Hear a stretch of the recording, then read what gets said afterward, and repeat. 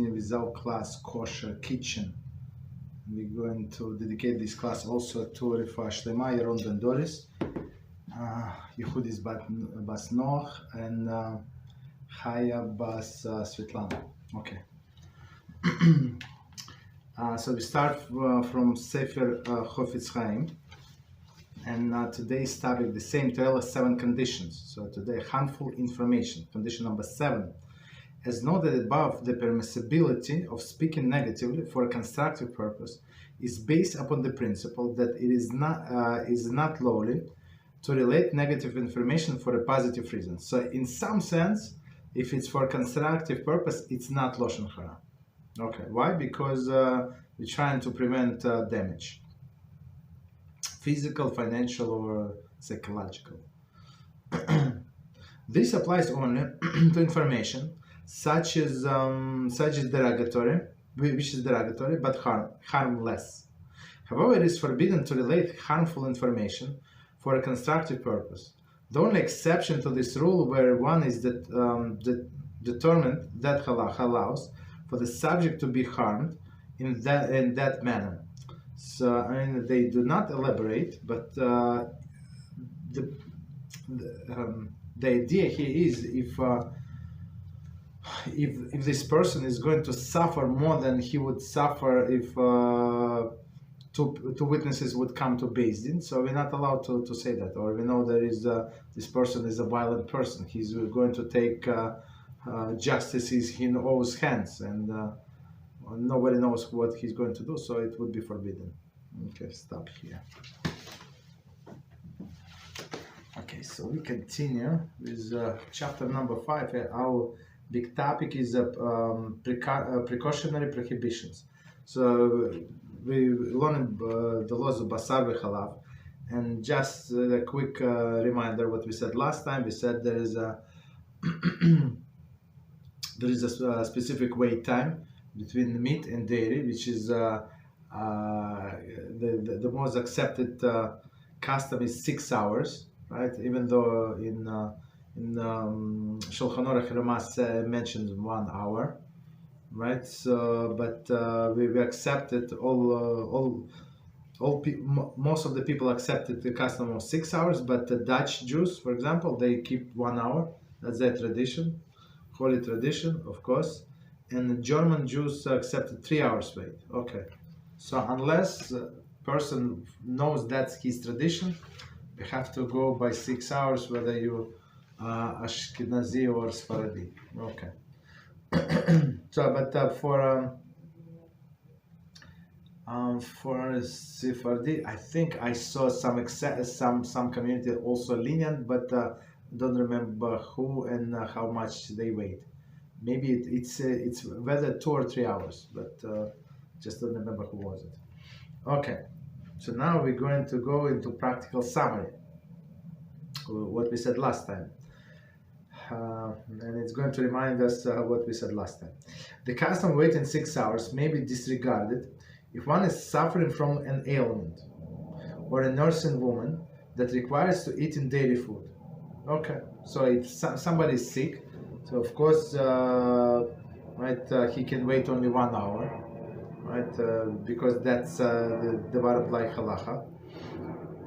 And nursing women for sure, because it's it's for the baby, right? So she's allowed also to go lenient. But again, if needed, it's not like she lechatchila should do that. Only if needed.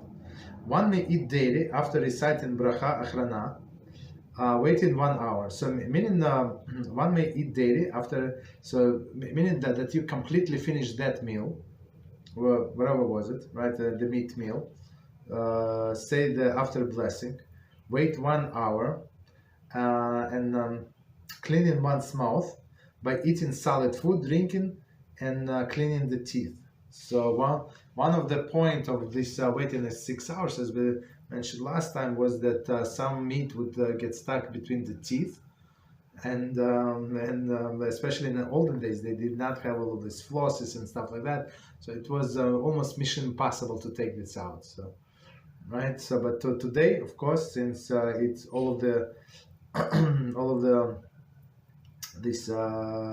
things available to us, all of the flosses, mouthwash, and other things. So that's what we must do.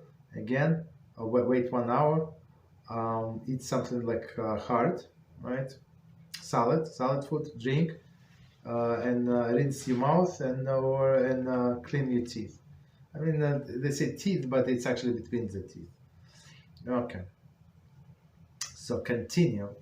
The child 3 years or younger need not wait 6 hours. Okay. Right. When called for, he may give it daily, even immediately after meat. Okay. So because it's not cooking, right? No, nobody cooks, right? So again, it's just precautionary measure, right? So for such a small babies, so we allow them to eat even one after another if that's what they want, and plus they eat more often than other people. Okay. Next one: the child older than approximately 3 years old should wait an hour, if possible, before eating daily. Okay. So after 3 years old, at least go by minimum halachah. A child older than 6 should wait 3 hours according to some, and 6 according to others if possible, unless he requires milk or thirst for milk. Okay, so from 6 to 9 approximately, right? So we tried him to wait for 3 hours, or preferably 6 hours if possible. So if he insists or she insists, so we don't argue, just give them the milk and that's it. Okay. And 9 or 10-year-old child should be treated as an adult, so in this sense. So even though they're not obligated to do they're not obligated in all of the halachas, yes, but 9 or 10 years old depends on the constitution of the child. So, but if it's strong child, and he can wait or she can wait for 6 hours, there is no excuse. That's what they should do. Okay. So continue. Next one: one who in error recited bracha over the milk during the 6-hour interval should partake of it a bit of the milk if 1 hour has passed since eating the meat. So here it's very interesting situation. So the person ate meat, right, and it's in this 6 hours period, and somehow he said by mistake make the blessing over the milk.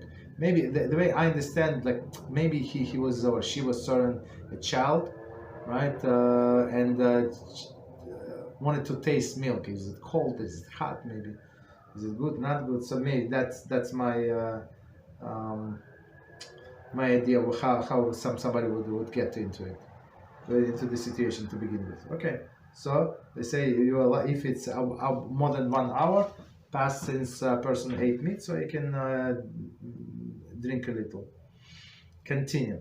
One who is in error ate daily before the end of the 6-hour period must nevertheless wait for the remainder of 6 hours period before eating any additional daily food. So just because somebody start eating this daily, so it does not mean that the 6 hours wait is cancelled. Same with other area of halachas. For example, somebody ate or drank something by accident on Yom Kippur. A person forgot that today is Yom Kippur, right? Possible. So he forgot, she forgot. So okay, no problem. So whatever they ate, and that's it. It does not mean that that fast is broken. And in this sense, in some other scenarios, yeah, the fast would be broken, and you would be allowed to eat. For example, we have fast of the firstborn. So it's not an obligatory fast, but it's like a semi-obligatory fast, I would say, right, for a firstborn male, right? And usually they have a siyum, right, completion of some section of the Torah, like right after the prayers. When you have this completion, usually people have a meal, some kind of celebration. So if you partook of this celebration, So since like you fasted a little before the prayer, let's say, right? and until the celebration, so since you were allowed to eat, like according to Halachah, and you're required to eat, you're required to participate in this celebration. So okay, so the fast is moved away, but otherwise it's not. If you did mistakes, so you just continue with the time count. Okay, new material, not new. It's next point, number 5, and it says that the measurement of 6 hours. Okay, how do we measure 6 hours? A, 5.5 hours. Okay, as noted above, the vast majority of the Jews wait 6 hours between eating meat and eating meat and milk. Poskim interpret this as 6 full hours. Okay. However, there are some who have a custom to wait only 5.5 hours, or only somewhat more than 5 complete hours. Some authorities of the past generations rule that 5.5 hours suffice. One should follow the custom of one's family. Okay, I'm not sure, there is no explanation. Okay, maybe, okay, so here he would give us explanation. Why would they say that a little more than 5 hours is good?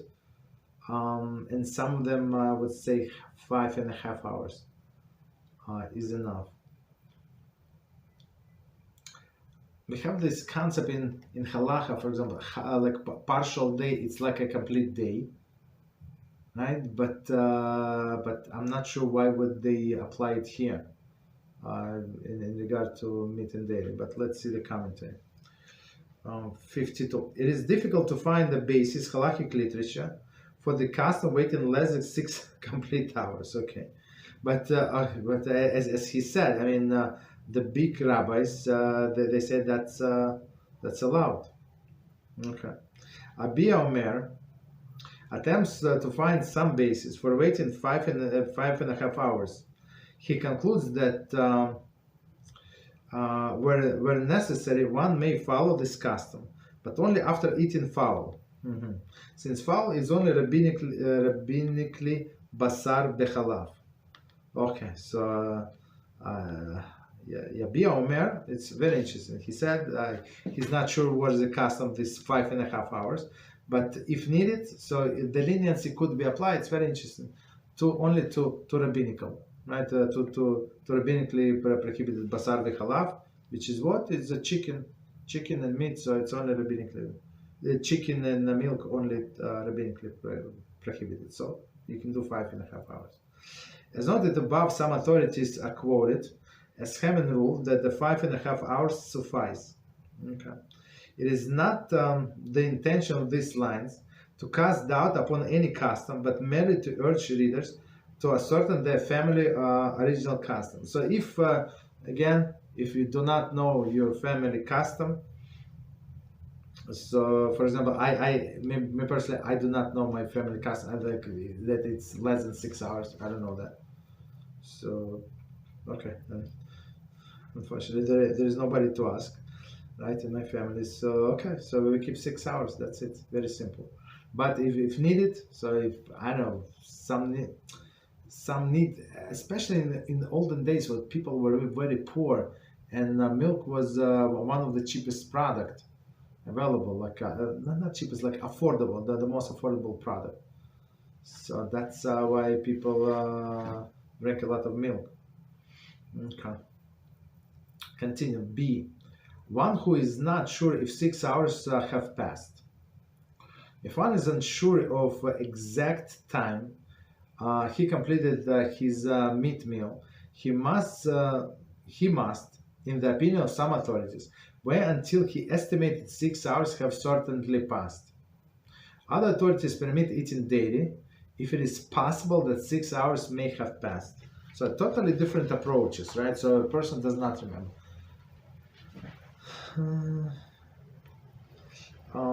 So a person does not remember, so let him estimate. I mean, we have to understand, in olden days, even, I don't know, 100 years ago, and they did not have watches. Many to have a clock in your house, it was like a beautiful decoration. You understand? Not everybody could afford it. You understand? So not everybody know how many hours passed. Today is much simpler. You we check text messages, this and that. So you check time. People check time like today nowadays many times during the day. So it would be easier, I guess, to track these 6 hours.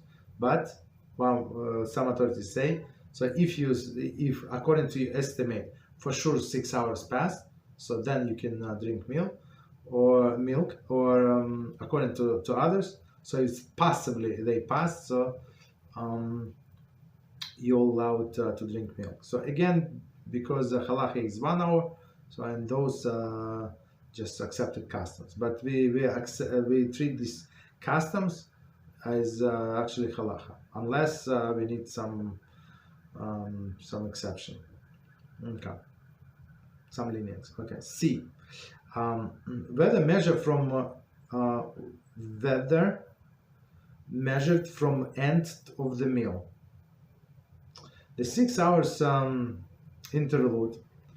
Interlude is measured from the cessation of the actually eaten meat, not the end of the entire meat meal.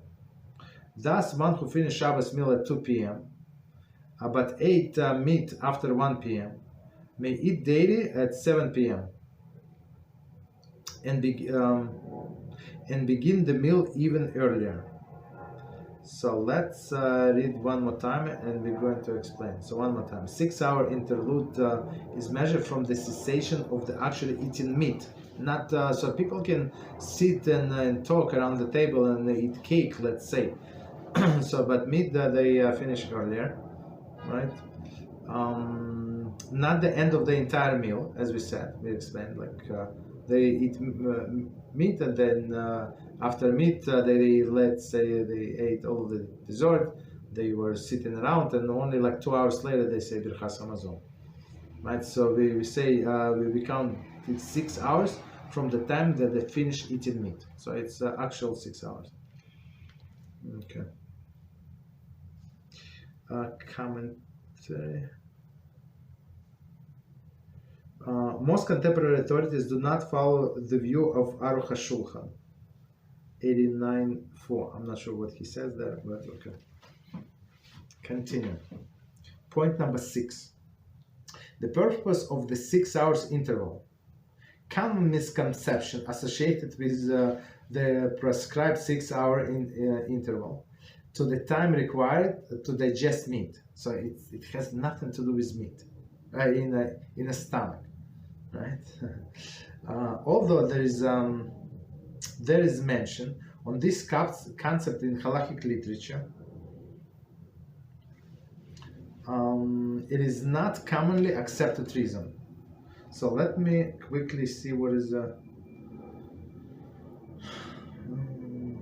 the difficulty with this reason is that there is no basis to be concerned with the meat and dairy mixing in the stomach. So it's not like when the food is in the stomach, it's no longer food, right? Because it's already like in the middle of the digestion, right? So it's not considered to be food, and it's not considered to be mixed. Okay. Okay, so let's see. Okay, Rishonim present 2 reasons for the 6 hours interval. A, because meat leaves a fatty residue in one's throat and palate for the period of 6 hours. Okay, it's Rashi Hulin 105a. Okay, so that makes sense. So you still have the taste of meat, and it's if it's especially meat, not chicken, it's not fat, but meat, right, has this special fat. Okay. And B, because particles of meat may remain lodged between one's teeth.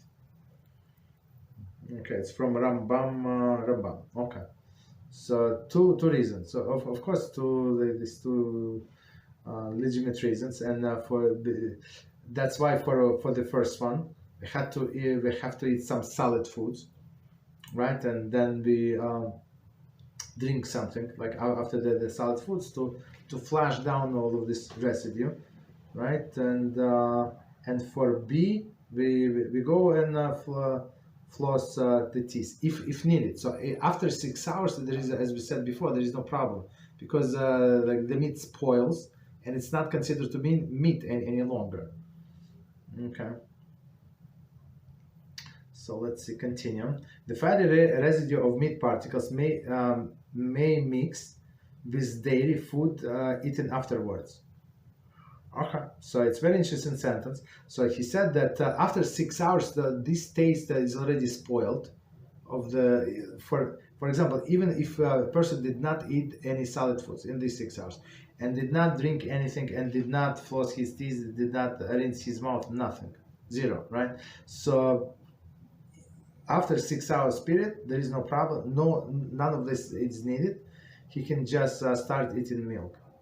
I mean dairy food. No problem. 6 hours once 6 hours have passed, one may eat dairy since the fatty residue has certainly been dissolved by saliva. Okay. So of course the meat between the teeth was not dissolved by saliva, but this residue, yeah, for sure, dissolved by saliva for 6 hour period, of course. Similarly, any remaining meat particles are sufficiently decayed, right, by salivic acids and no longer consider meat. Paskim note that the following practical difference between these reasons. Okay, so before we go to the reasons, so we had two reasons to wait 6 hours. One because of this fatty residue, right? So we said after 6 hours it was like in these 6 hours it was dissolved by saliva. And second one we said because some particle of meat lodged between the teeth, right? And we said again no problem. Why? Because this salivic acid actually spoiled the taste. Okay, so continue. Poskim note the following. One second, I apologize.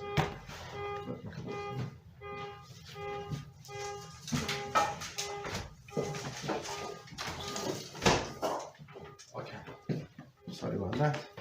Okay, so let's see. If one did not, so Poskim note the following practical difference between these reasons.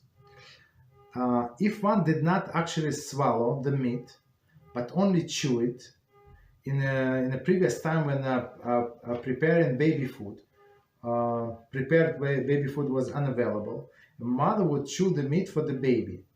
According to the first reason, he need not wait 6 hours before eating daily. According to the second reason, he must wait 6 hours since meat may have lodged between the teeth. Okay, so let's try to understand some explanations. If one did not actually swallow the meat, but only chew it, right? So the mother would chew, like today we use our food processors or blenders, this and that, right? Or some packaged food, right? Canned food for the baby, right? So in older days, nothing like this existed, or meat grinder, all these things, right? So mother would chew the food. She would not eat, just chew it for the baby, right? So she would not swallow. Chew meaning not swallow. According to the first reason, meaning this residue, fatty residue, he need not wait 6 hours between eating daily. I'm not sure why this switched to he, but okay. So a person should not need not to wait 6 hours between eating daily, again because nothing went to the throat. Even saliva was made as saliva. It is true. I'm just adding from myself. So it's not. There is no substance to it. So substance meaning the meat itself. Okay.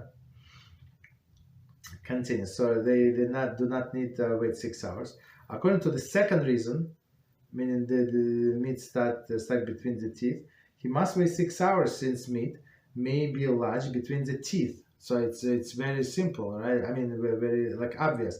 If she chew this meat for the baby, or I guess for elderly people also, that's what people do. Right? For elderly, like today they can have false teeth and stuff like that. But in olden days they did not have all of this. Only very rich people could afford it. Okay, so continue. According to the first reason, if one finds meat lodged between his teeth after waiting 6 hours, he must remove the meat before eating daily.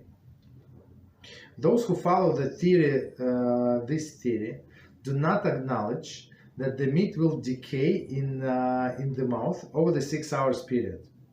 If, however, we assume that the purpose of waiting for 6 hours is to allow meat to decay, apparently meat remaining in the mouth for 6 hours is no longer considered meat.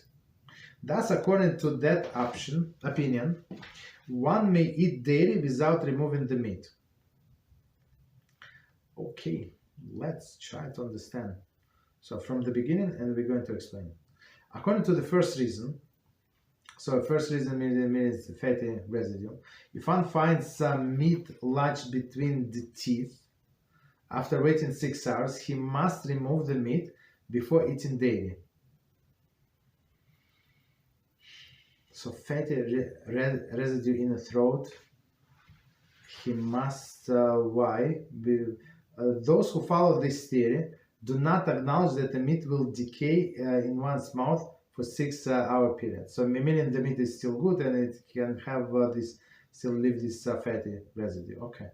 If, however, we assume that the purpose of waiting 6 hours is to allow the meat to decay, right? Apparently, meat remaining in the mouth for 6 hours is no longer considered meat. Okay, that's we actually go by this opinion. Okay, just saying. Thus, according to that opinion, one may eat daily without removing the meat, and that's what we do. No, I mean, if you wait 6 hours, that's fine. Don't need to do anything. Okay. Any questions on what we said so far?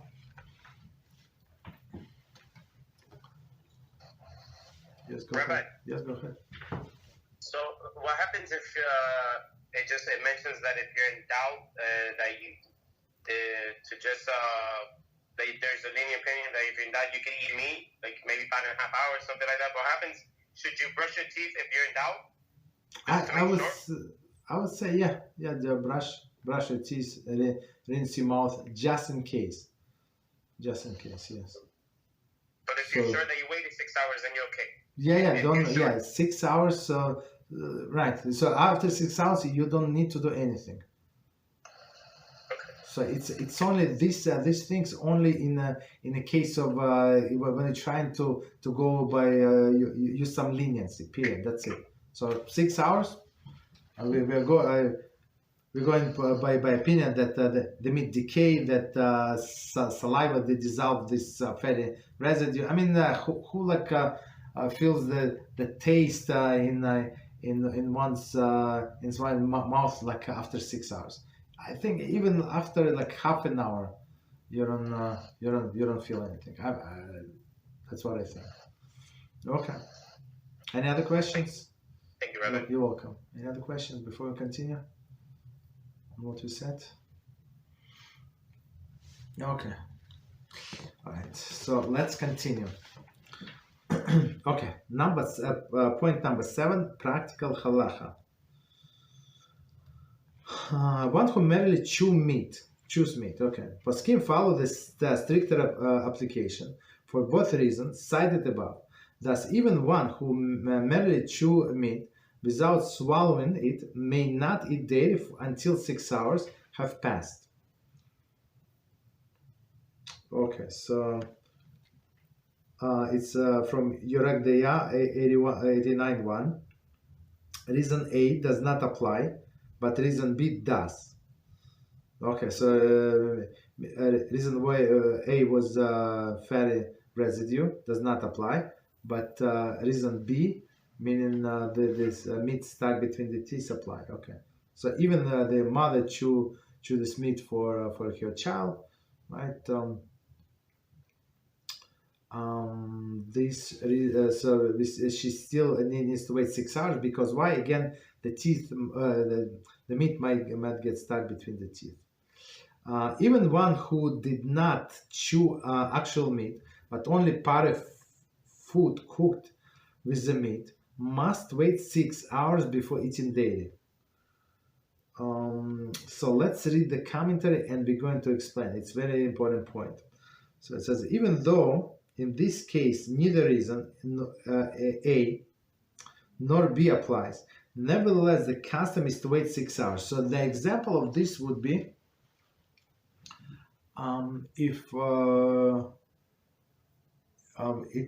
if it was soup, right, was cooked with a piece of meat, so meat was removed, there is no meat, right, or even bones, right, and a person wants to eat just soup, just vegetables, right, potatoes and carrots, whatever is left in the soup, right, and some so there is no meat, even though there is no meat, but this soup, this liquid is actually meat, and this meat in double quotes, right? Halachically meat, and these potatoes and carrots, they're actually meat, even though they're not meat, they were vegetable. But since they were cooked in a meat soup, so for sure they're meat. And after these vegetables, we have to wait 6 hours. Okay, that's what it says. Okay, continue. So all of this is for sure they all of the things that were cooked with meat, we consider meat. Okay, if it was just on the same plate with the meat, it's a different story. Okay, B, one who merely tastes meat. One who merely tastes meat without with his tongue, and may immediately remove it from his mouth, should clean and rinse his mouth, but need not wait 6 hours. Okay. That was 6 hours. Thus, when one who wishes to follow the commendable custom of tasting Shabbos food before Shabbos, but wishes to eat daily afterward, should taste the food only with the tongue and clean the mouth afterwards. Okay, so it's actually we learn in a class of laws of Shabbos. So it's very commendable when actually not only the woman of the family, but everybody in the family would do this halacha. It's very simple, right? Perform this mitzvah. It's very simple, but it's very important. So taste food, so taste different dishes, right? And just to make sure that it's enough spices, salt, and other things, right? Or it's cooked to the right extent, and etc. Right? Why is that? Because on Shabbos you cannot fix, right? And then people get upset on Shabbos, right? It's somebody who cooked, or I don't know who forgot to taste it, and there is no way to fix it in many ways. I mean, in many instances. Sometimes it's possible. For example, add salt to your bowl of soup. That's a different story. But or add some spices, right? So that's why they say we have to taste everything before Shabbos. Okay. So somebody wants to taste, let's say, the way I understand it's in the morning. Person did not have breakfast. She wants to drink coffee with creamer, the dairy creamer. Okay, no problem. So she tastes the meat with her tongue, right? Go wash your mouth, right? Brush your teeth, right? That's it, and can eat daily. And eat daily meaning drink your coffee, no problem. Okay, again, because none of these two reasons apply. Okay, so C, one who swallows meat vitamin. One who swallows meat vitamin may drink milk immediately afterwards. Okay, so what is milk vitamin? So let me quickly check 64. Although one swallows meat, even without chewing, must wait 6 hours This is because meat is usually chewed. Vitamins, however, are generally not chewed. See, Igras Mashayar, they are 226. According to this argument, it would seem that one should not take daily vitamins within 6 hours of eating meat. Let's read it again. I'm not sure. Tell the truth. I'm not sure what is it. Meat vitamins. What does it mean? Is it like dry meat, like in vitamins? I don't know, because person cannot eat meat. I'm not sure. One more time, but we're going to explain what we can. Although one who swallows meat, even without chewing, must wait 6 hours. So chewing is, of course, it's one of the step of eating, right? But the main point of eating is that the palate, the throat, enjoy the food. Okay, that's why we said if somebody had these tubes stuck into a person's nose, a person does not say the blessing, even though that there is a nourishment is coming through these tubes, and even sometimes, as we said, it could be like meat, I don't know, soup or something. I don't know how it works, or a daily dish. It does not make any difference, right? He does not say blessing, or she does not have blessing, because there is no enjoyment. So here, okay, so we say about meat, if somebody just swallow a piece of meat without chewing, still it's considered to be eaten, right? Vitamins, however, not generally chewed. So vitamins, you like, I don't know, pills, some kind of some kind of capsules. I don't know. The person does not usually chew, right? So according to this argument, it would seem that one should not take daily vitamins within the 6 hours of eating meat. So, and why is that? So my explanation would be because daily usually people don't chew. Like milk, usually people don't chew. Okay. So these daily vitamins is considered to be daily. Okay. 64. Second. Okay, continue. So next point is D. Meat found between one teeth. One who finds meat lodged between his teeth, even after 6 hours, must remove it and clean and rinse his mouth before eating daily. It is not necessary to wait additional 6 hours. Okay. So, as we said before, this meat is not considered to be actually halachic meat because it's spoiled, right? But if you found, so don't like one thing, if you did not know, but if you know for sure there is meat that lodged between your teeth, you have to clean it, right? And rinse your mouth, of course. Continue.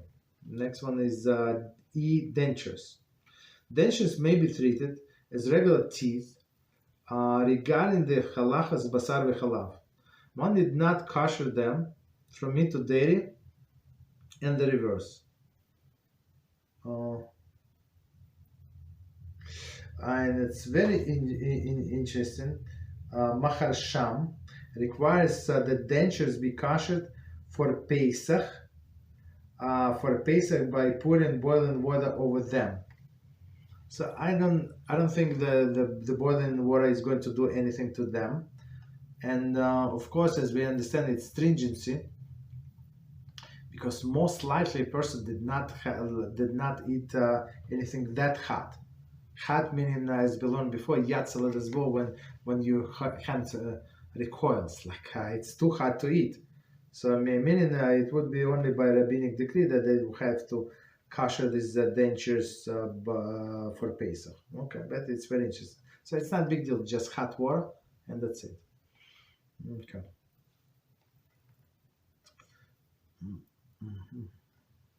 So number 769.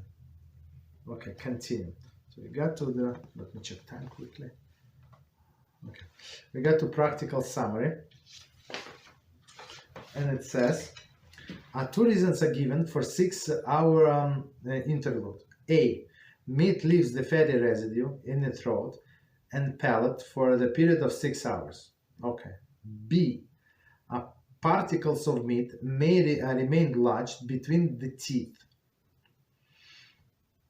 after 6 hours have passed, and fatty residue may have been dissolved by saliva, and any remaining meat particles have been decomposed by salivic acids are no longer considered meat.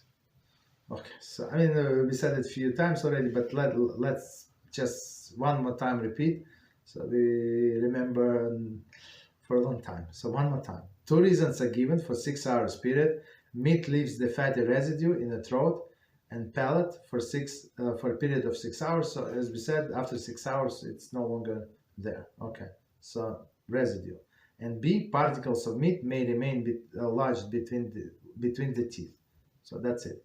So one is the fatty residue, and second one is meat between the teeth.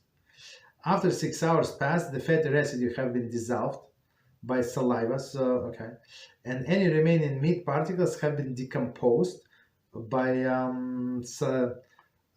salvic acid and no longer considered meat. So of course, as we said before, like if you know, like if you feel have a piece of meat stuck between your teeth, just remove it, right, and rinse your mouth and right, and continue do whatever you need to do.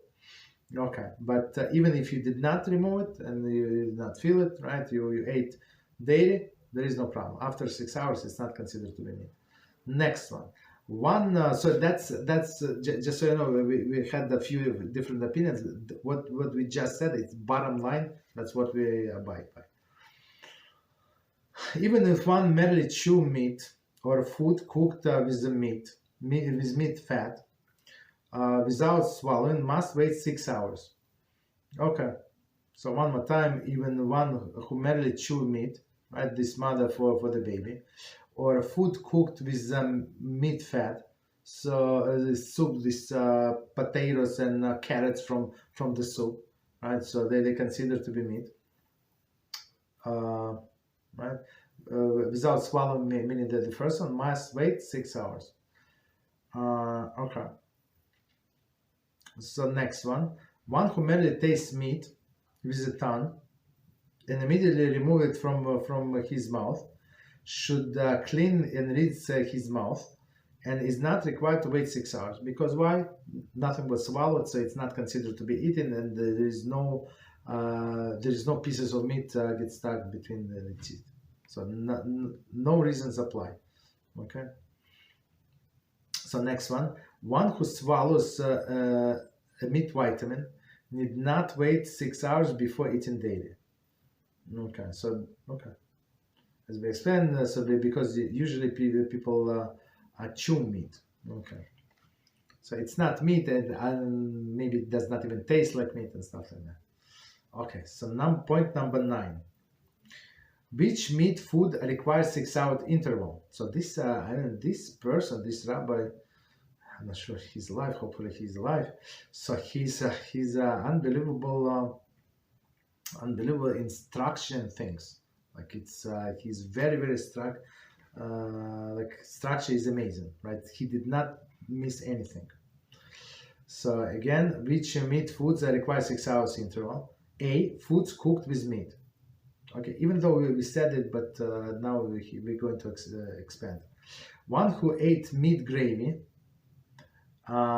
clear meat or chicken broth. So gravy was what is gravy? I mean, many times gravy is actually like juice from the meat itself, right? Sometimes they would add what is it? What do they add in gravy? I forgot. Well, okay, never mind. Okay, clear meat or chicken broth. So even though it is water, but it's considered to be 100% meat, right? Or party foods cooked with meat, even without eating meat, right? So all of this, even without eating meat, meaning meat gravy, right? But okay, meat gravy because it's saturated with meat juices, right? Clear meat and chicken broth for sure because it's a lot of meat in this broth, or even parve food cooked with meat, even without eating the meat. Okay, continue. Even an egg in the shell cooked in a chicken soup or cholent may not eat daily food for a conclusion of 6 hours. So that's a known fact that the egg is porous and it's going to absorb the taste of the environment that it was cooked in, and that's why some doing they put these eggs in cholent, the whole eggs, right? And it's going to absorb the taste. Okay. Continue. So that this egg is 100% meat. I mean, meaning that you have to wait 6 hours. One may not eat even parve food cooked with dairy before the conclusion of the 6 hours. Parve food cooked with dairy. I'm not sure what would be example. Parve food cooked with dairy. I'm not sure. Thus, we may not eat the crust of. Oh, okay, here we go. Thus, we may not eat the crust of the pizza after eating potato cooked in cholent. Okay. The accepted custom is to wait 6 hours for all of these cases, even though neither of aforementioned reasons apply. So, I mean, it does not make any difference. Since even though there is no meat, there is no cheese, there nothing, but we can halachically we treat it as meat or as daily 100%. If it was cooked in that in a pot with meat, for example. Summary. What is considered before we continue? Any questions on what we said? Go to summary. Well, you know what? That's actually 47 minutes. So we can stop here. Actually, let me know if we have any questions. So let's see if we have questions. So we go to questions. Any topic? Yes, go ahead. Okay, so stop. So of course we know that a person that is going through a process of conversion is supposed to observe this laws of Kashrut to the best of his abilities for the sake of getting used to it. But do these laws have any impact upon such a person, spiritually speaking, before he converts? I would say actually we had this question before. So technically only this kosher food technically applies like affect only Jewish soul technically, but when the person eats like a non-kosher animals for different non-kosher animals, right? That it's actually this blood from this animal, right? It's neshama, like part of the soul of this animal, any animal, is actually in the blood. So when a person eats all of the meats with the blood, right? So this blood goes into into brain of the person, and that's why people behave the way they behave, right? And working with I'm not going to mention, with some kind of nationality, right? Very, very famous. And they were like crazy, so impulsive, like start yelling and cursing, like throw things. And they all of them have one thing in common: they like steaks with like raw meat, like all of these things. You understand? So of course, on one hand, they should not, but they would not have such a devastating spiritual effect on non-Jewish soul, but it has some for sure. So all of this characteristic from animal is passed through the blood, and blood goes into the blood. Blood absorbs the fastest. You understand? The fastest from all of the food, and goes directly to the blood of the person.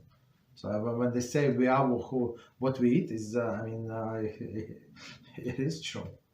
So, but this law, specific law, meat and milk, they do not. There is no problem for non-Jews, no problem whatsoever. So the only issue, as I said, only with the blood of the animal, and kosher or non-kosher. I mean, kosher animal is not as much, but non-kosher for sure. Non-kosher species, right? So, okay, that was a good question. Okay, any other questions on any topic?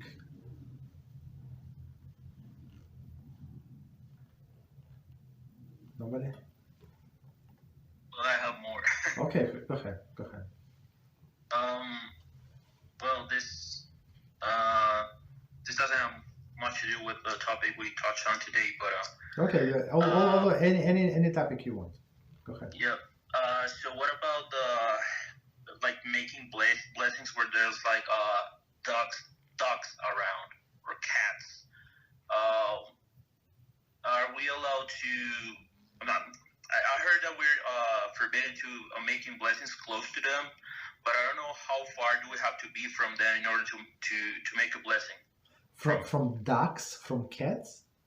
Dogs and cats, yeah, like pets, essentially. Dogs and cats. Okay, so there is no problem whatsoever to making blessing in front of the dogs and cats, and you're not obligated to distance from them any distance.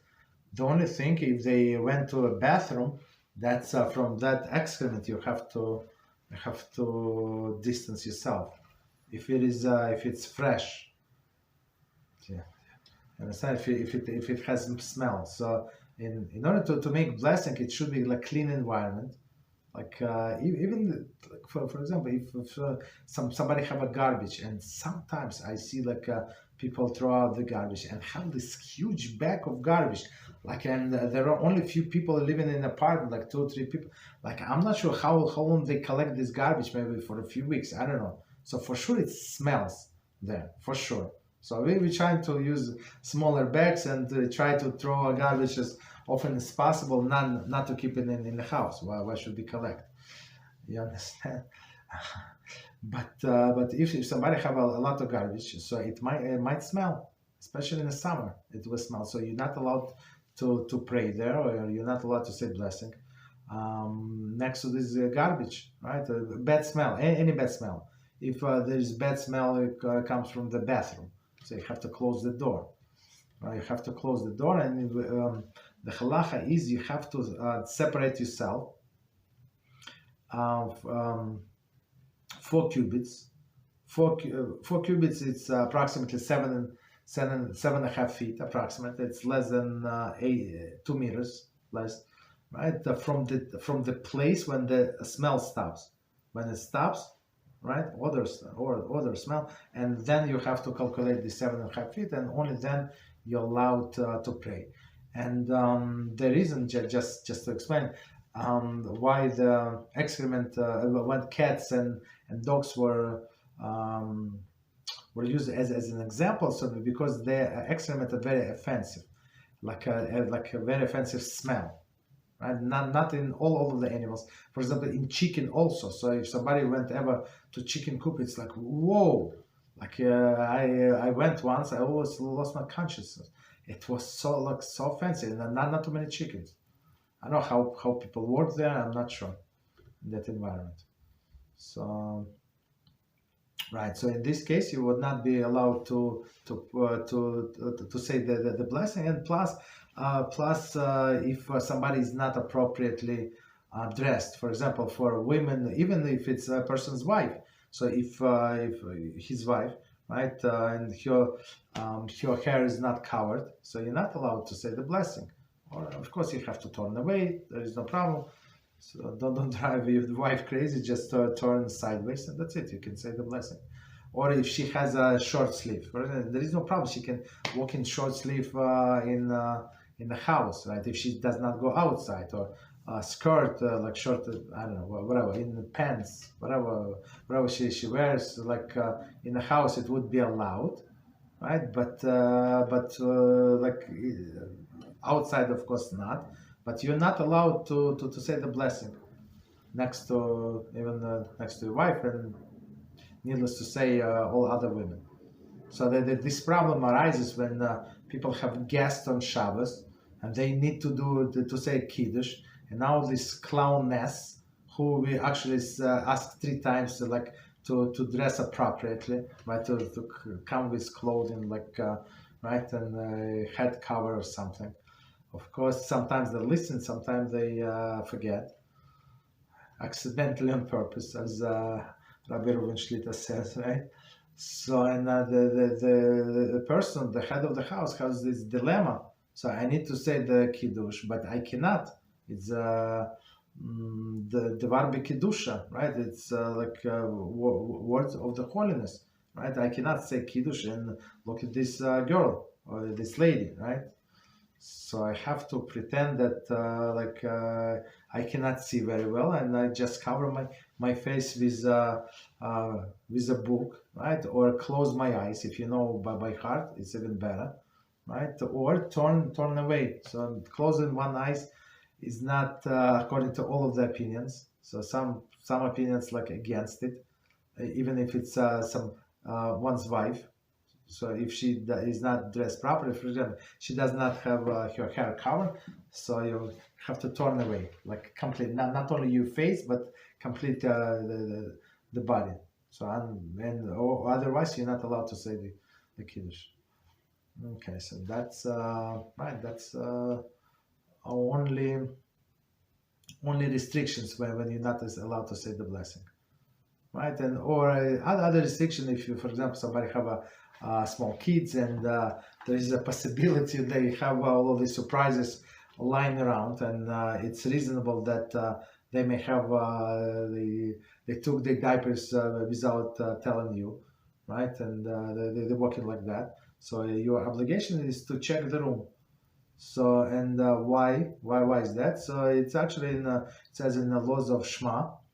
I mean, it's all these laws are collected in that section laws of the Shema, the saying of the Kriya Shema, right? So it says if it was reasonable to suspect that this room where you pray would have some impurities, some like offensive smell, some excrement, and you prayed, so this prayer like was in vain, basically, and you have to repeat it, because you did not check. But it was not reasonable, for example, for you to suspect there's something impure would be in this room, and you prayed after the prayer you found, there is no problem. You're not obligated to pray again. So it's not whatever you said, even though it was there all the time, but you're not obligated to repeat. So that's the restriction of saying the blessing in a nutshell. Okay. Any other questions, anybody? Any topic? Okay, so if Daniel, if you have more, you can ask more. Go ahead. I can ask a few questions. Go ahead, please. Go ahead. So also taking into account that a person is not converted yet. So can you go to a house of a friend and make a food there? Mm-hmm. Okay. Okay. So that's the end of the question, or there is continuation? Yes, I mean, because if the oven of a friend of mine is going to make anything that I cook there on kosher. No. What's that? The problem is, for example, cooking in somebody else's house who is not observant Jew. So it would be like if you cook on the top of the stove, there is no problem. Even though these grades are not kosher, it does not make any difference. But if you you're cooking in your pot, there is no problem whatsoever. You understand? That's the only thing. But if you use a person uses this friend's pot, which is not kosher, so the whole food is not kosher. That's a bigger issue. The example is if you make a pizza there, and you put this in his oven. Is the No, oven? for sure. Yeah. Oven is not kosher, so it's going to make this pizza not kosher. But just a practical advice. So my wife does pizza in a frying pan because we have only one oven and it's for meat, right? It's for meat only, so we don't have another oven. So she does pizza in this frying pan. I don't know what she does, but it's very delicious. Because I was thinking in the example of the microwave, of using microwave in office, it would be the same. No, my microwave. Okay, so if you're not cooking, so just for everybody. So if you're in some environment, right, like share environment, or even the hotel or anywhere, and there is a microwave, and you need to warm up your food. So actually, if it's possible to wash it, so we try to wash it. We try to kosher.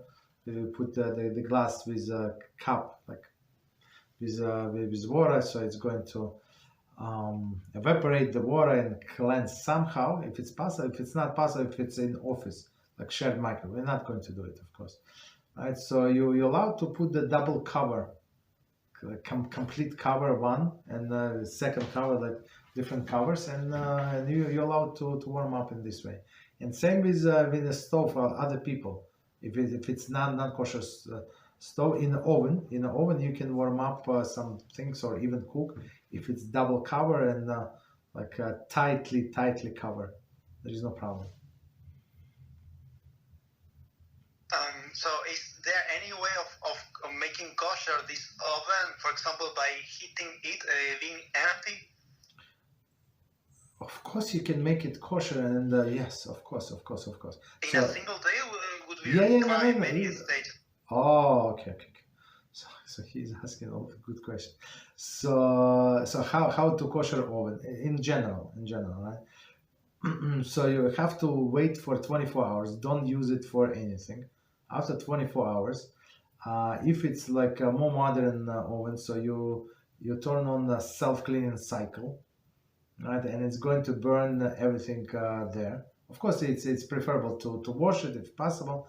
So, but or if you see like big pieces of something, of course you must remove it. But otherwise, just put on a self-cleaning cycle, and it should clean. Or if you don't have self-cleaning cycle, you have an older model, so no problem. Again, you can put on a top temperature, whatever is in your oven. For some people have 45 minutes to 1 hour, and it's going to do exactly what this self-cleaning cycle is going to do.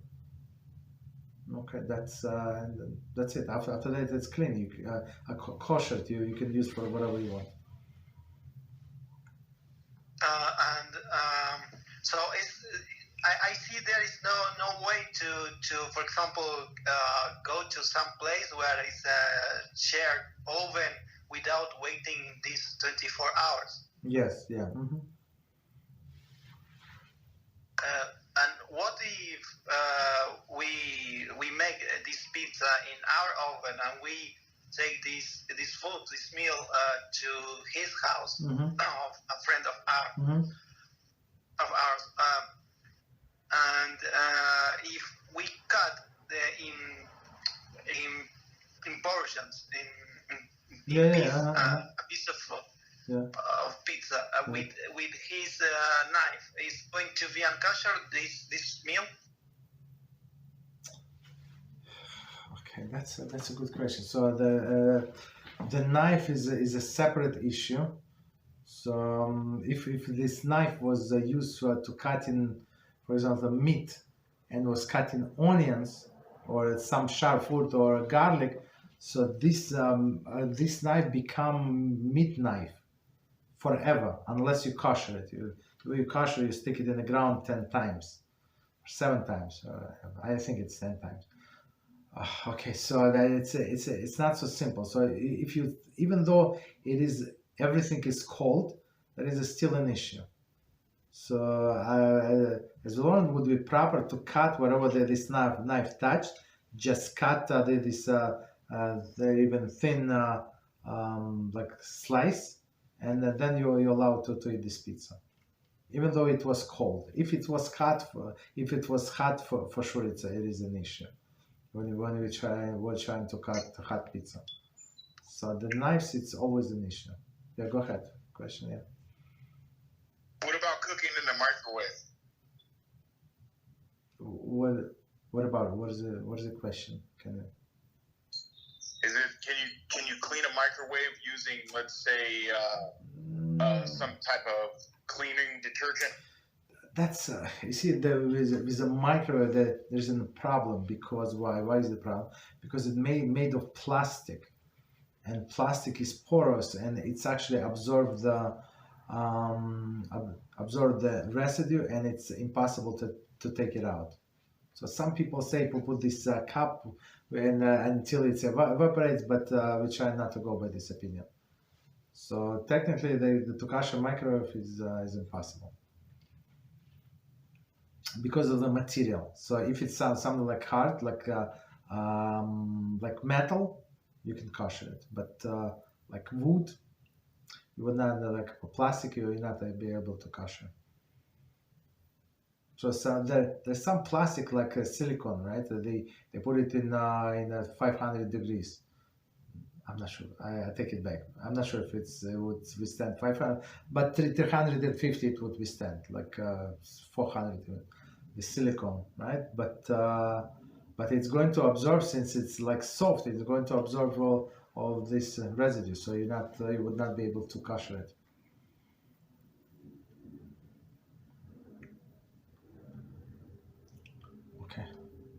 Is that even with a cup of boiling water in the microwave? Yeah, I mean, as I said, there is such opinion, but we try not to rely on that opinion. Again, because the microwave, like with plastic, absorbs, and it absorbs. It's not such an easy thing to release it, and even metal absorbs. So if somebody ever kosher some like metal pot, so it's clean, absolutely clean, like spotless clean, and then you put it in this hot in a bigger pot, and you see like a black residue, like swimming on top, like from where, right? Why? Because that's a spiritual cleansing. It removes the food, the taste of the food. Of course, the spoiled taste that got stuck in the pores of this metal. So if it gets stuck in the pores of the metal, for sure it would get stuck in the plastic, which is much softer. So and since today, especially today, all of these things are so cheap. Microwaves are so cheap. I mean, don't buy brand name. Well, they are. So it's easier just to buy one or two or three. Okay. Any other questions? Yeah, go ahead. Another question related to the previous ones. If you take your meal to a friend's house, you forget to say the grace after meal, can you say it at home, or you should return to this place to make it, or it just mitzvah? So that's an amazing question. So it's actually said that since the blessing after the bread is a biblical mitzvah, so it's proper to say while seated, right? And it's proper to say in a place where you're when you are eating. And just one hint. It's not halachah. Halachah does not depend, but just one reminder. In one of the places we actually bless we bless the table from which we ate. So if I ate in that place and I had same blessing in different place, how does it make sense, right? So our sages say, if possible to return, a person must return. What does it mean not possible to return? If time passed, right? So if I'm going to start going back to that place. For example, I left I'm taking public transportation. So now to get back to this guy apartment is going to take me, I don't know, 1 hour. Okay, so but by the time I'm going to get to his house, the time until I was able to say Birchas Hamazon is going to pass. So it does not make any sense. You understand? So in this case, I would say the Birchas Hamazon whatever I might. But in all other cases, yes, also just said that you have to come back. Right? And it's very, very meritorious to follow this practice. Thank you very much. Okay, unless, yeah, you're welcome. So unless a person like planned, for example, start his meal in this house and finish by his friends. Right? For example, there's some kind of celebration, so I want to do like eat my own food, and I want to stop by their house for a celebration. And of course, I'm going to eat with them, and I want to join them with Birchas Hamazon, for example, Sheva Brachas, like this 7 blessing for newlyweds. Okay, so I want to be part of that blessing. Okay, so I want to eat bread there, and I want to say Birchas Hamazon together with them. So that would be like absolutely no problem. Okay. Any other questions? Yes, go ahead. So let's say we're mad at someone and we say something out loud against that person, but there's like no one around listening to what we said. Is that considered Lashon Hara? It is, of course, it's considered Lashon Hara if it was said out loud, and if person heard this Lashon Hara, person actually there is another prohibition, right? Another prohibition not to offend another person, and another prohibition not to offend another person with words. So there are many prohibitions that person, if he was not allowed to say whatever he said, actually he transgresses many prohibitions. It's not only one. When he says Lashon Hara, even when they're together. I don't think if I got the answer. So if there's like no one, like if no one heard it. So when person is by himself in a room and he said out loud? Exactly. Okay, Yeah, but you did not mention this fact. Okay. So if I thought that there are two people together. Okay, in the room. Okay, so in this case, yeah, it's considered Lashon Hara, but there is no damage basically. There is no damage because nobody heard, nobody like. One of the things when somebody is speaking Lashon Hara, so he puts a stumbling block in front of the blind because there is a listener. So and he's like in some sense he's responsible for the aware of the listener, and if listener believes whatever we tell him, that's a different issue. So on the compound one on another. So that's not a good situation basically. Okay. Any other questions? Rabbi, I have a question regarding Lache Dodi. You know when the parna says, rise and face the rear of the synagogue to greet the Sabbath bride? So when we say those words, I'm a little confused, or I'm not sure if I'm understanding. So when we say, enter in peace, O crown of her husband, even in gladness and good cheer among the faithful of the treasured people, then we bow and then we turn forward again towards the synagogue, or am I supposed to do it? I'm so confused about this part. Okay. No problem. Okay, I got your question. So just to explain everybody what is the question. So there is a song that Beezrat HaShem we're going to sing tomorrow.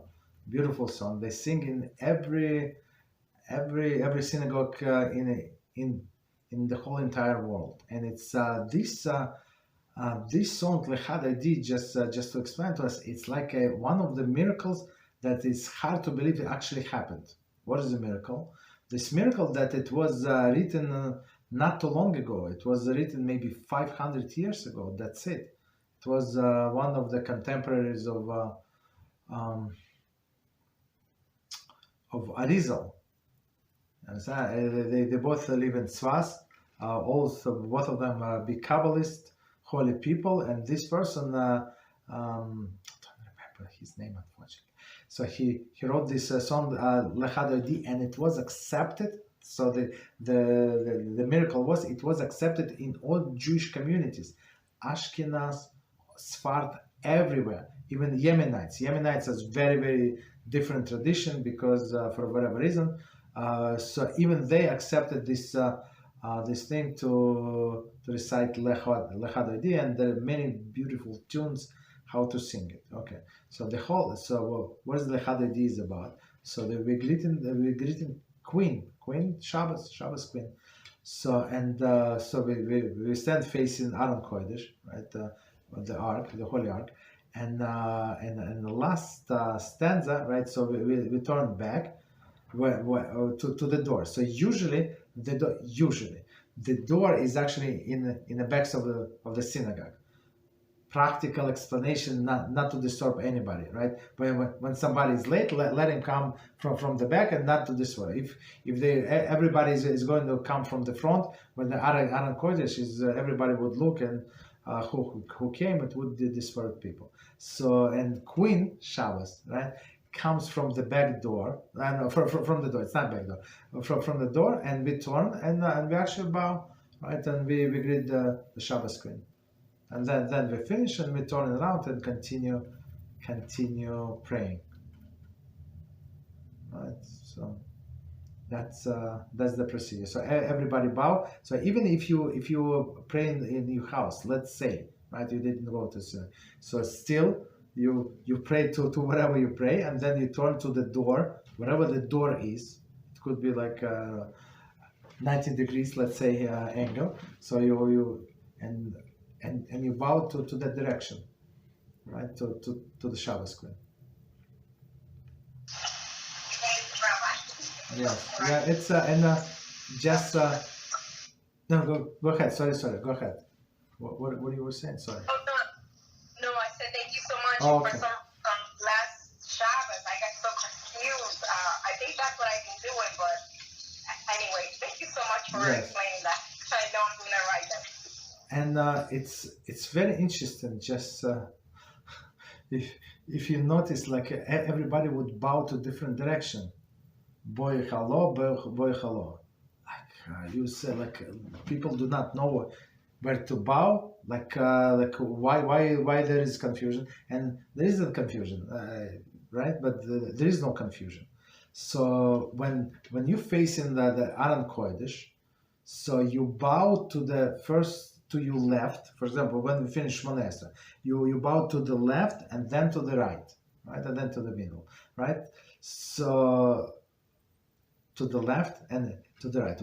Why to the left? Because my left is Shchinas that I'm facing, right? The God's presence is His right.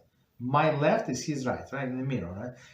So I bow to His right and then to His left, whatever it means, right? It's of course, there is no shape, but so we get an idea. But then I turn back, right? I turn like all the way back. So first I bow to the right and then to the left.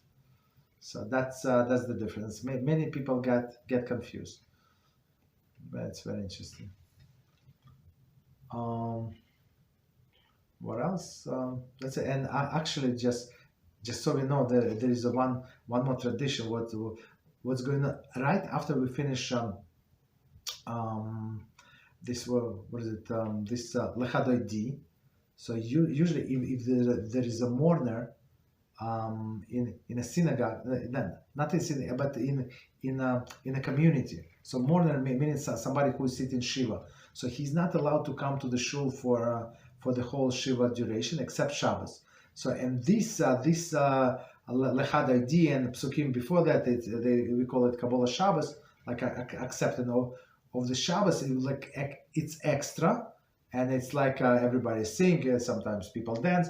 So this mourner is not allowed to come. So he's standing there, right? He's standing there like behind the door, and then usually like if if there is a mourner, so I go in the shul there, like many people come, and very often there is somebody mourning or somebody visiting, like even a guy was from Israel, like last Shiva. It's very interesting. So the Gabbai would bang, everybody turn around. After we finish Lache Dodi, we turn back, or sometimes we don't turn because we know that he's going to enter. And we say this verse of consolation. So if you see in your Siddur, it's I think it's all of the Siddurim. And then we start Mariv. So usually people don't sing during the Mariv. And this person, so he can join us for like official Shabbos prayer. It's very interesting. So that's what's going on always. Just so you know, like if something happened, that's what's going on. There is a moment. Okay. Any other questions? Any topic? Yes, go ahead. One last question, Rabbi. When we do Havdalah, Yes. Is everyone supposed to drink the wine? Because I see sometimes some people don't drink it, or it doesn't matter. No, it is matter. Okay, so it says that it's proper when only one person drinks. So when we're making kiddush, it's proper that everybody taste something, like some. Does not have to be like the whole revi'is or like even 1 ounce. I mean, if you want, you can drink. There is no problem, right? But for Havdalah, usually only one person drinks, and usually women do not drink. Never, ever, right? Unless there is a single woman and there is nobody else to make Havdalah for her, for example, right? So then she would do Havdalah herself and she would drink the wine. But if she's married woman, she never drinks. Or not even married, if there is somebody else to make Havdalah for her, she does not drink this wine because of the bad consequences. But if she has no other choice, yeah, let her drink. Yeah, go ahead, please.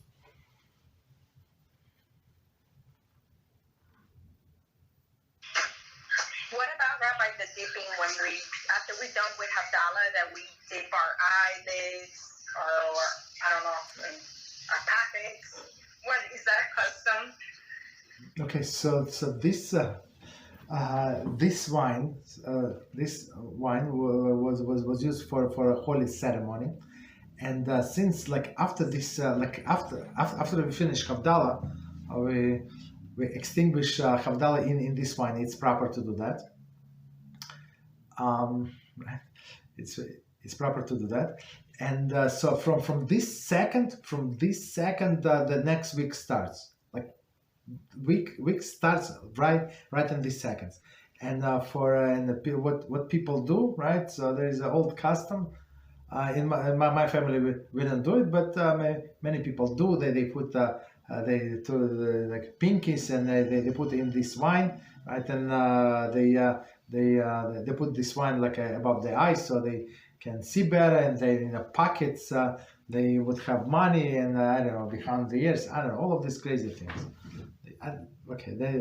That's it's like sgula for parnasa, for this or that. Is it working? I don't know. I think the best sgula is to listen to HaShem. And he said, if you're going to listen to me, I'm going to send you this, and that, all of the blessing. But he never said in the Torah, if you're going to apply your wine on eyelids and look at something inappropriate with this wine, it's going to help you. Does not say that. So, but people do. Some people do. Again, my family, we don't do that. I mean, we just go straight to HaShem. HaShem said, listen to me and you're going to be blessed. So that's the best proof. Okay, but that's very interesting. So some people take it too seriously, too like in all of the pockets in the back pants, like inside, like too much, all of this. Okay, yes. Okay, somebody else had questions, sorry. Somebody else, please. Go ahead.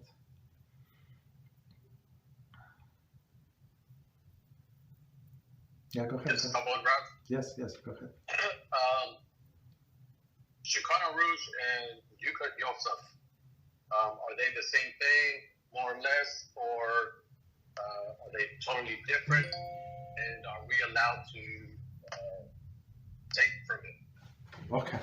So 1 second, let me move this. So the question is, so just repeat and explain the question. There is a Shulchan Aruch and there is a Yalkut Yosef. So what is what and what is the difference and what to learn? That's a very good question. So we're going to explain. So Shulchan Aruch was written by Rav Yosef Karo Zatzal, right, around 500 years ago, right, and Rima, Rav Moshe Israelish, right? So he wrote commentary on. He actually wrote his own Shulchan Aruch. So he was writing. It's a holy thought came to Rav Yosef Karo and Rav Israelish in Europe, right? So they were writing simultaneously Shulchan Aruch, and they finished almost at the same time. And when when Rima heard that the Shulchan Aruch was written, he checked the Shulchan Aruch, said he put his work aside. Listen to this, because of the unity. So he did not want the Jewish people to have two different books. It's very interesting. Like after, I'm not sure how many years, he actually died very, very young, in his 40s, I think. So after so many years and so many toiling, he said, no, this person wrote, I'm going to give honor to him, so it's going to be his book, right, his book, and I'm going to add only the Ashkenazi custom. They agree, they not always agree, but most of the time they do agree. Or some Rima would add Ashkenazim do this, in our country we do this and that. So just small commentaries, sometimes it's like totally different, but that's the Shulchan Aruch. That's what's called Shulchan Aruch. It was written 500 years ago. So Yalkut Yosef, it's actually started with Rav Ovadia Yosef Zatzal, and then continue with his son. He did not finish, I think, in his lifetime, right? And it's a modern application. So he went through the whole Shulchan Aruch, and the story was why he would comment on Shulchan Aruch. I think I'm not sure how old he was, but he was started losing his vision, like from nowhere, and it was unstoppable. He almost was going blind. And he went to doctors, to rabbis, so nobody, they would give him blessing, but he was losing the vision. So he went to grave for Rav Yosef Karo Zatzal and said, Rabbi, if you help me, if you help in Shemaim to protect my vision, so I'm going to dedicate my life on clarifying the Shulchan Aruch. So, and Baruch HaShem, that's the miracle happened. His vision was restored. I mean, if you see the picture, he had these big glasses, and it's like covered from all of the angles. Not because he's stylish, because he has such weak eyes. But it was mainly restored. Right? His vision was mainly restored, and of course he kept his promise, and he clarified his the teachings of Shulchan Aruch according to modern application. So Sephardim, not all, but many of them, many Sephardic Jews actually follow this Yalkut Yosef. But since it is more modern, it's like I'm not sure when it was published, maybe 20-30 years ago. So it's not that long ago. Maybe a little more, but not much more. You understand?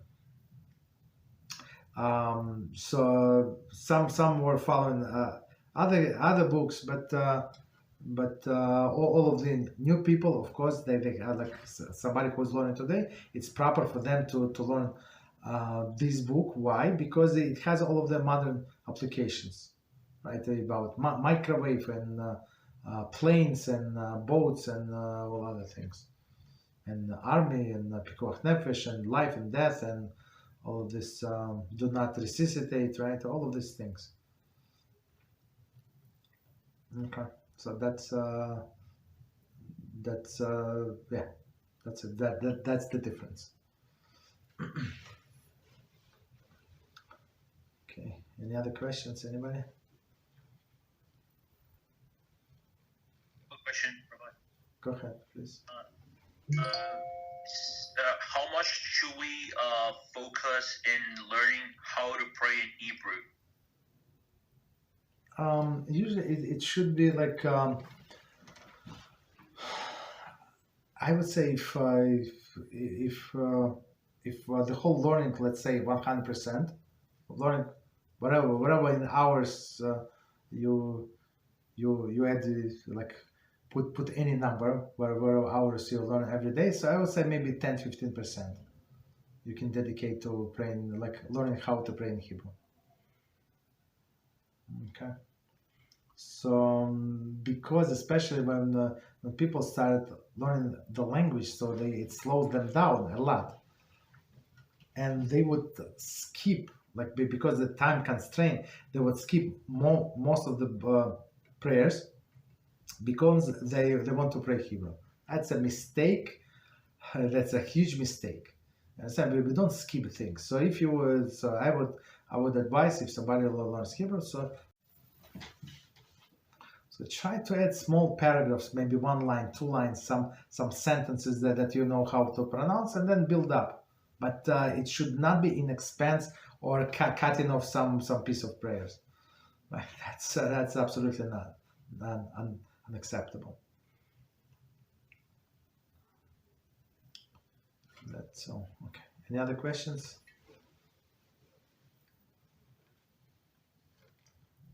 Anybody? Last call before Shabbos. Okay, no problem. So, no question. So we stop here. Beezrat HaShem, it was a very successful week. Every day we did extra overtime. Baruch Hashem. That's I like me personally. I like participation. I like interactions. So I see that people actually learning. They thinking. They have questions. I always have questions. Me personally, I always have questions. Baruch Hashem. So I wish everybody good Shabbos, and until Monday, Beezrat HaShem. Thank you. Good night. Bye bye.